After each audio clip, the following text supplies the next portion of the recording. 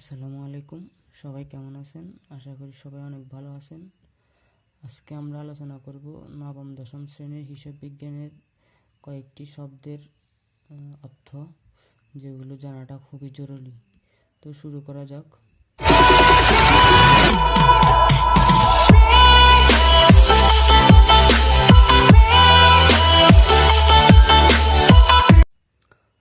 সবার প্রথমে আমাদের 1 নম্বর শব্দটা আছে প্রারম্ভিক মজুদ পণ্য।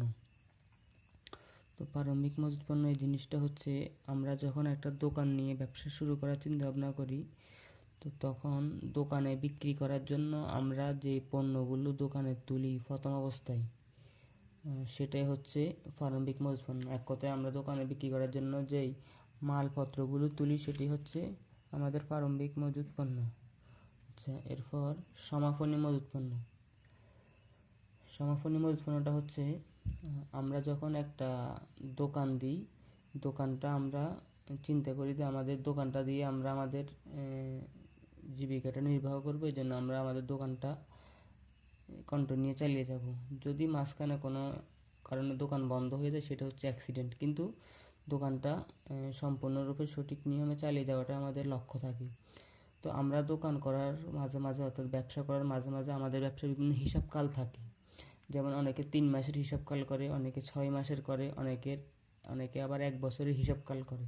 এই হিসাবকালটা হচ্ছে, হিসাবকালের শুরুতে আমি দোকানে কত টাকা ইনভেস্ট করলাম, হিসাবকালের মাঝে আমার কি পরিমাণ কেনা বেচা হলো, এবং হিসাবকালের শেষে আমার কি পরিমাণ টাকা হাতে আছে, এটাই হচ্ছে সেই হিসাবটা করা হয়। আর এই হিসাবটা যে সময়টা নিয়ে আমরা করি, সেটাই হচ্ছে হিসাবকাল।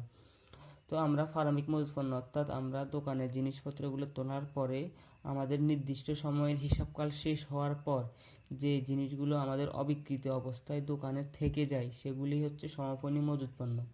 অর্থাৎ এক কথায়, বছর শেষে, হিসাবকাল শেষে অবিক্রিত যে পণ্যগুলো থেকে যায়, সেগুলোকে বলা হয় সমাপনী মজুদ পণ্য। এরপর হচ্ছে অবচয়। অবচয় জিনিসটা কি? ধরুন আমি একটা স্মার্টফোন কিনলাম 10,000 টাকা দিয়ে। 10,000 টাকা দিয়ে আমি একটা স্মার্টফোন কিনলাম। তো এই 10,000 টাকা দিয়ে স্মার্টফোনটা কেনার পর আমি এটা 2 বছর ব্যবহার করলাম। 2 বছর ব্যবহার করার পর আমি এটা বিক্রি করতে চাচ্ছি। তো এটা আমি 10,000 টাকা দিয়ে বিক্রি করতে পারবো না, এটা শিওর। কারণ একটা ব্র্যান্ড নিউ ফোন আর 1-2 বছরের পুরনো ব্যবহার করা একটা ফোন একই দাম কখনো হতে পারে না। তো আমরা 10,000 টাকা দিয়ে কেনার পরে এই জিনিসটা 10,000 টাকা বিক্রি করতে পারবো না। আমরা বিক্রি করলাম এটা ধরেন 8,000 টাকায়।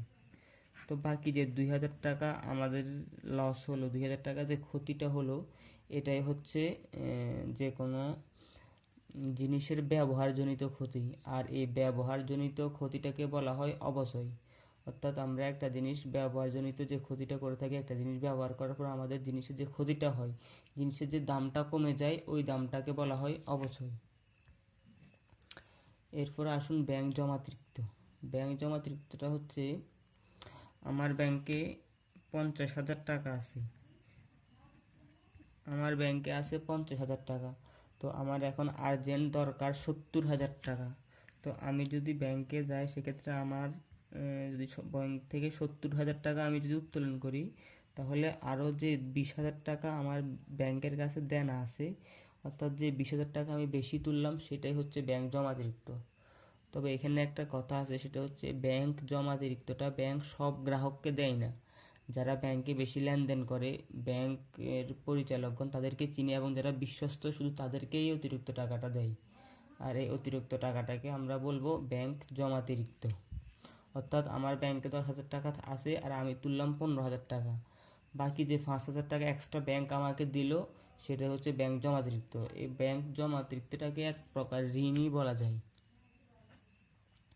আচ্ছা, এরপর হচ্ছে মনিহারি। মনিহারিটা কি? আমাদের অফিসে যে ছোটোখাটো জিনিসপত্র যেগুলো লাগে, সেগুলো হচ্ছে মনিহারি। ধরুন স্টাপলার, পেন্সিল, কলম, স্কেল, এই সমস্ত ছোটোখাটো জিনিসপত্র যেগুলো, এগুলো হচ্ছে মনিহারি।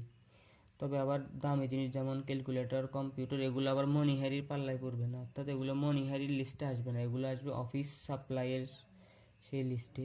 তো মনিহারিটা হচ্ছে ছোটোখাটো যে জিনিসপত্রগুলো আমাদের অফিসে নিত্য প্রয়োজনে লাগে, যেমন স্টাপলার মেশ, পিন, পেন্সিল, কলম, স্কেল, রাবার, এগুলাই হচ্ছে মনিহারি। আচ্ছা, এবার হচ্ছে ইজারা সম্পত্তি। আমাদের যে সম্পত্তিগুলো থাকে, স্থায়ী সম্পত্তিগুলো, যেমন গাড়ি, বাড়ি, দালান কোঠা, ভূমি, এই সম্পত্তিগুলো আমরা দেখতে পারি, স্পর্শ করতে পারি। আর যে কিছু কিছু সম্পত্তি আছে যেগুলো আমরা দেখি না, তো শুধু আমাদের আমাদের সম্পদ আমরা দেখি না, এগুলোই হচ্ছে ইজারা সম্পত্তি। যেমন এই লাইসেন্স, তারপর ট্রেডমার্ক, কপিরাইট, এগুলো হচ্ছে ইজারা সম্পত্তি। তো ইজারা সম্পত্তির সময় ব্যবহারজনিত যে ক্ষতিগুলো থাকে, সেরকম একটা ক্ষতি আছে। যেমন আমরা স্থায়ী সম্পত্তির ব্যবহারজনিত ক্ষতিগুলোকে আমরা অবশ্যই বলে থাকি, আর ইজারা সম্পত্তির যে ব্যবহারজনিত ক্ষতি আছে সেটাকে আমরা বলবো অবলোপন।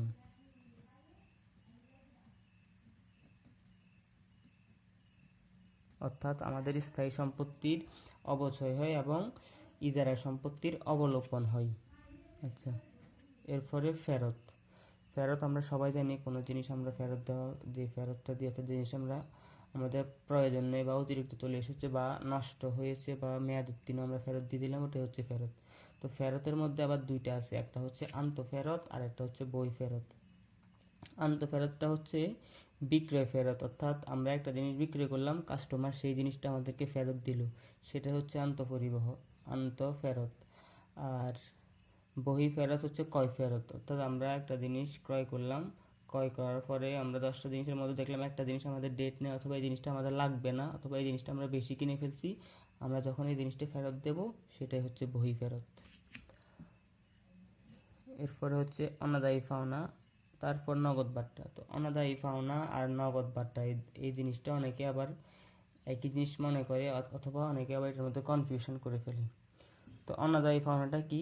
অনাদায়ী পাওনাটা হচ্ছে যেমন আমি একজনের কাছ থেকে, যে কোনো লেনদেনের কারণে আমি একজনের কাছ থেকে 1,00,000 টাকা পাই, কিন্তু সে আমাকে টাকাটা দিতে পারতেছে না। তো যখনই অনেক অনেক দিন চলে যাচ্ছে বা সে আমাকে টাকা দিচ্ছে না, তখন আমি তাকে বললাম, ঠিক আছে, আপনি আমাকে 1,00,000 টাকা দেওয়া লাগবে না, আপনি আমাকে 10,000 টাকা কম দেন, আপনি আমাকে 90,000 টাকা দেন, বাকি 10,000 টাকা দিতে হবে না। এই যে বাকি 10,000 টাকা আমি তার কাছ থেকে পাবো না, বা 10,000 টাকার আশা আমাকে ছেড়ে দিতে হবে, এটাই হচ্ছে অনাদায়ী পাওনা। আর নগদ বাট্টা কি? নগদ বাট্টা হলো আমি একজনের কাছ থেকে 50,000 টাকা, একজনের কাছে 50,000 টাকা জিনিস বিক্রয় করলাম, তো তাকে বললাম যে আপনি যদি জিনিসগুলো বাকিতে ক্রয় করেন তাহলে আপনাকে পুরো টাকাটাই পরিশোধ করতে হবে, আর আপনি যদি 50,000 টাকা আমাকে নগদ দিয়ে দেন সেক্ষেত্রে আপনি আমাকে 2,000 টাকা কম দিতে পারবেন। এই যে 2,000 টাকা আমি তার কাছ থেকে নিচ্ছি না, বা তাকে বাট্টা দিলাম, ডিসকাউন্ট দিলাম, এটাই হচ্ছে নগদ বাট্টা। তো অনাদায়ী পাওনা আর নগদ বাট্টা দুইটাই সম্পূর্ণ দুই জিনিস। এরপর হচ্ছে শিক্ষানবিশ সালামি এবং শিক্ষানবিশ ভাতা। শিক্ষানবিশ সালামি আর শিক্ষানবিশ ভাতা দুটোটা প্রায় একই, একটা বিপরীত। সেটা হচ্ছে শিক্ষানবিশ সালামিটা কি? যখন ধরেন আমাদের একটা কোম্পানি আছে, এই কোম্পানিটা অনেক নাম করা কোম্পানি, তো কোম্পানির যে লোকগুলো আছে সেগুলো ওদের অনেক এক্সপিরিয়েন্স হবে। তো ওদের কাছ থেকে কিছু কাজ শেখার জন্য বাহিরের অন্য একটা কোম্পানি থেকে কিছু লোক আসলো, তারা আমাদের কোম্পানি থেকে কিছু শিখলো এবং শিখে শেষে তারা আমাদের কিছু টাকা দিল। এই টাকাটা হবে আমাদের শিক্ষানবিশ সালামি।